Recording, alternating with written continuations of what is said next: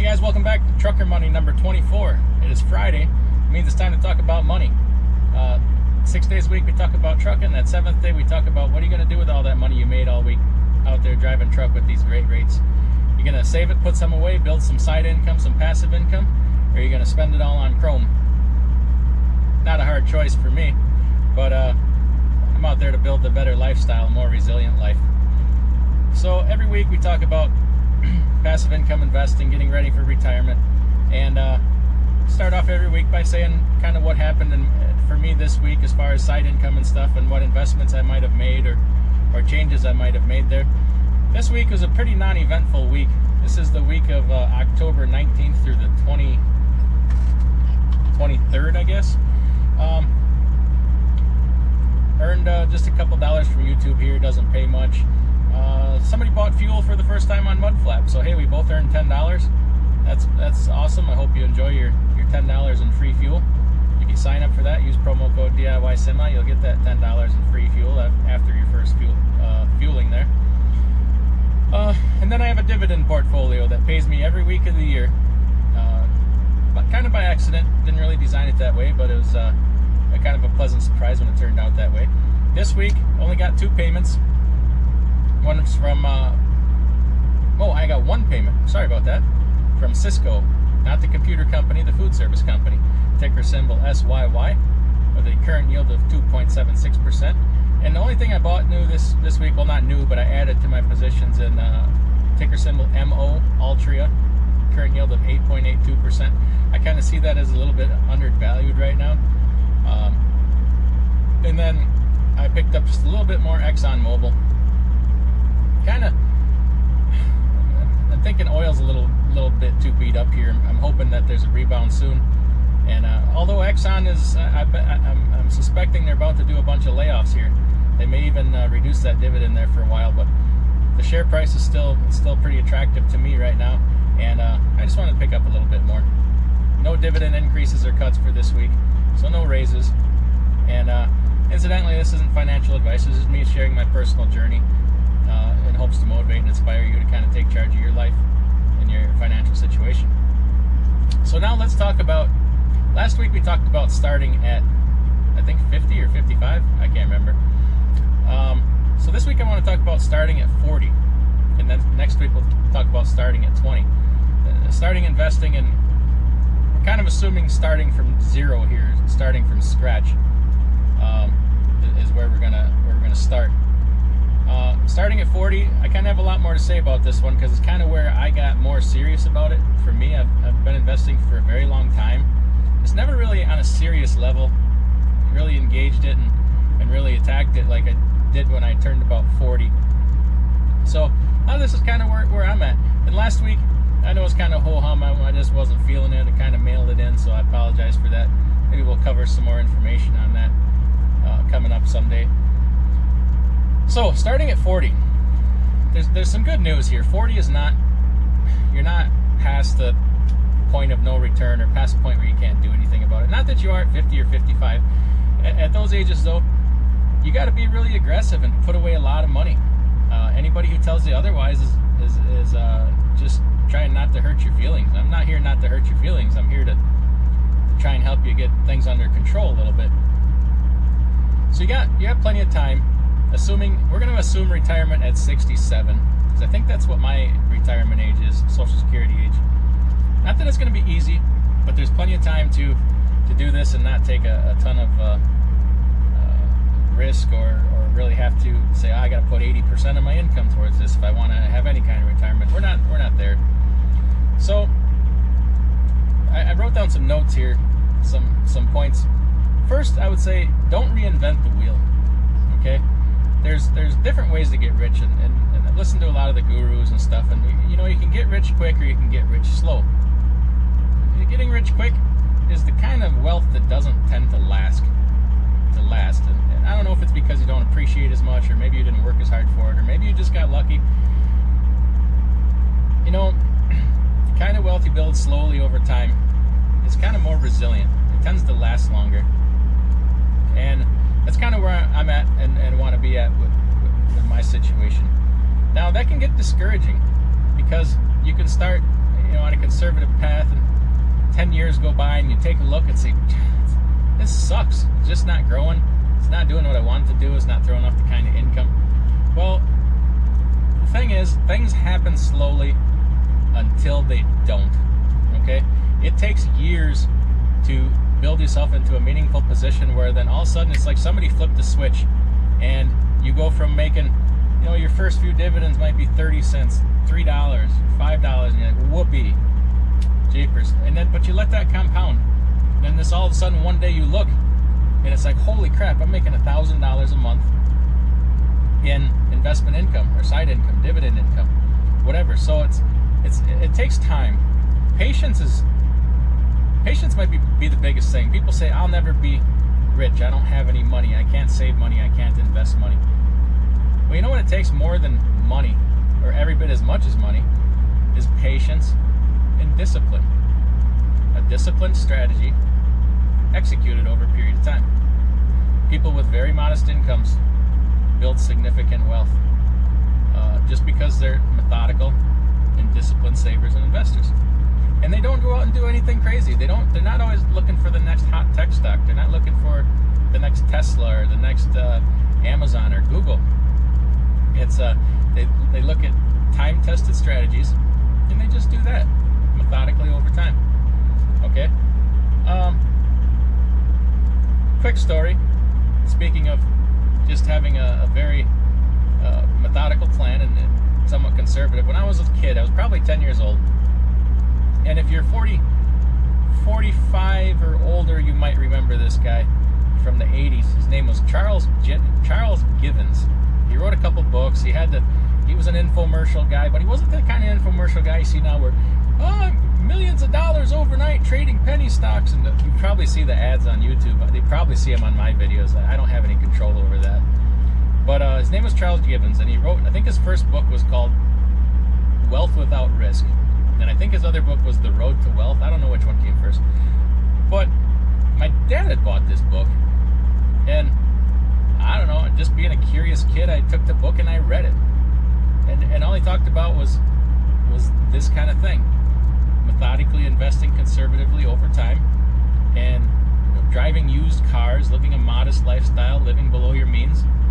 And this is how the average millionaire in America built their wealth.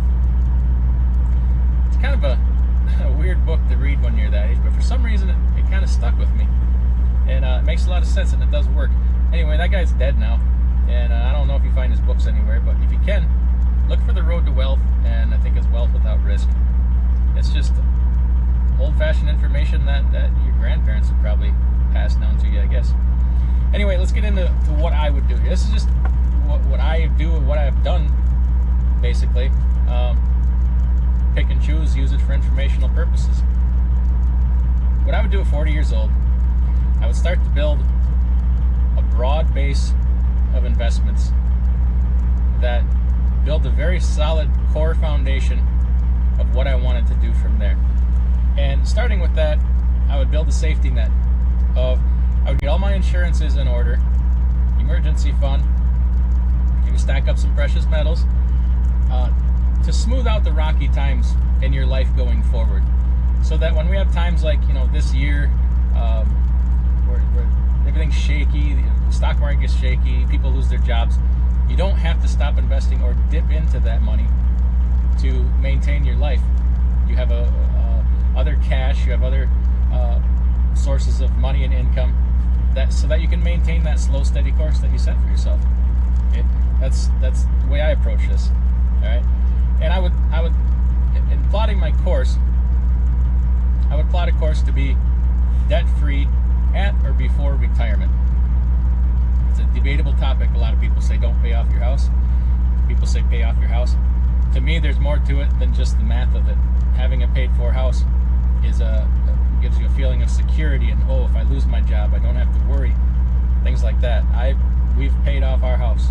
At 40, I'm 44 years old, and I don't ever want to have a mortgage again. It's a great feeling. Mathematically, is it right? Probably not. I probably could have invested that money and made more off it, but there's no feeling like that safety and satisfaction of having a mortgage that's paid off. Now, in building that broad strategy. At 40 years old, you're approaching your higher income years of your life, okay, in your late 40s and 50s. And you should be about where you're going to end up in your life as far as where you're going to live, how your life is going to go. So, to me, that's a great situation to start investing in real estate. Real estate has probably made more millionaires in this country than anything else. It's not that hard. Anybody can do it. Yeah, it takes leverage and down payments and this and that.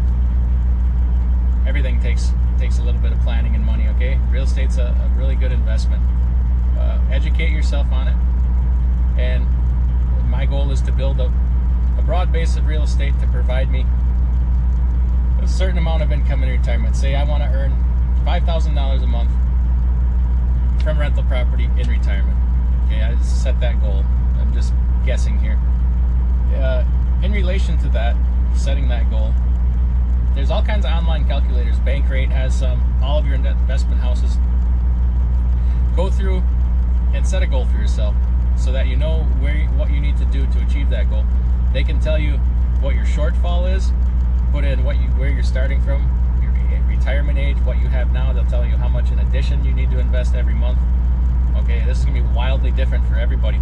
I just threw some numbers into a calculator there on avoya.com and put in retirement age, starting at 40, retiring at 67, with zero savings, starting at zero. Estimated Social Security would be $22.55 a month. And that's with a current salary of $65,000. They think my goal should be about $3,800 a month in income in retirement. So that leaves me with a shortfall of $1,536 a month. Well, from age 40 to 67, you think I can find a way to make an extra $1,500 a month in retirement? I think we can do that. So, see, this is achievable. Just got to get in touch with the numbers so you don't think that it's not. So that you're not overwhelmed by it. So, anyway, real estate. I really think real estate is where it's at, and it'll help you build that. We're looking to build a broad, unshakable base here, okay? That can't be, well, is not likely to be disrupted, okay? Anything can be disrupted. Nothing is guaranteed. But I kind of think you know what I'm getting at there, okay? And then next, after that, we already talked about emergency fund, precious metals, insurances. I'm looking towards, in the stock market, like low-cost ETFs for my growth strategy and my balance. I do use a couple mutual funds, Fidelity Balanced Fund. I really like that. It's got it's been good to me over time. Okay, and then one mutual fund, Fidelity Contra Fund, that's been good to me over time. Other than that, I've picked some ETFs, exchange traded funds for myself. They have very low fees and costs, and I've picked several of those to handle the growth aspect of my money. I know I talk a lot about individual stocks and dividends, but I've also said I don't ignore growth. I just choose not to pick growth stocks for myself because it's a different world, okay? I don't know enough about technology. Technology is volatile. Technologies change rapidly. So a company that's hot today can be gone tomorrow, and it does happen. So besides that, I found a quality low-cost broker. They're out there. You've heard me say their names over and over again. You can just do a Google search for no-load mutual fund families or discount brokerages. That'd probably be the best thing. Search out discount brokerages. Look at all their websites. Find the one that's right for you. Probably all know by now I like Fidelity. I'm a fan of Fidelity. But like, E-Trade, Vanguard, there's a lot of them out there. That's just the one I like. And I don't get paid from them. So, and then I've chosen to build a dividend portfolio for myself of dividend-paying stocks that increase their dividend, have a long history of increasing their dividends over time, and what would be regarded as more secure investments. I don't take a lot of risk because, like I said before, get rich quickly or get rich for sure. And of course, nothing's for sure. I'll say that again, nothing's guaranteed. But time-tested strategies, man.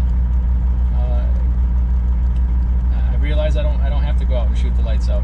Now, If I wanted to retire earlier, I'd probably have to take a little bit more risk, but we're putting some wheels in motion for that too. Overall, I'm looking for low to medium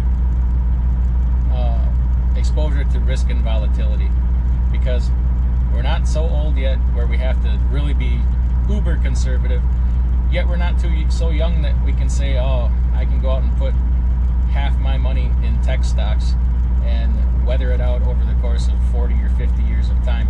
We don't have that kind of time to take on that kind of volatility.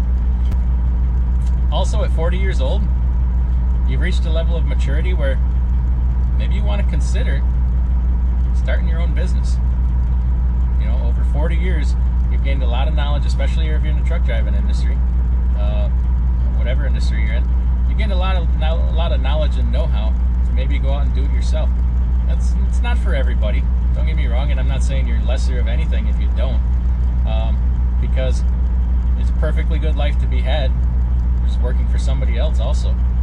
And it's also a quality of life issue. If you start your own business, generally that takes time away from your family, and maybe you like to spend time with your kids and grandkids and do more activities at home. So just a thought, but you know, this is a good time in your life to do things like that. And it can also provide you with a higher level of income, so you can get to where you want to be faster. So I hope this all helped. I know it's somewhat vague, but I guess the biggest thing I'm trying to say is don't be overwhelmed by it. Don't think you can't do it. Just sit down and work out these numbers and work out a plan, and don't think that it's all or nothing. You can build a very broad conservative base and then build from there, okay? So take care, everybody. If you like these kind of videos, check out the video on the screen right now.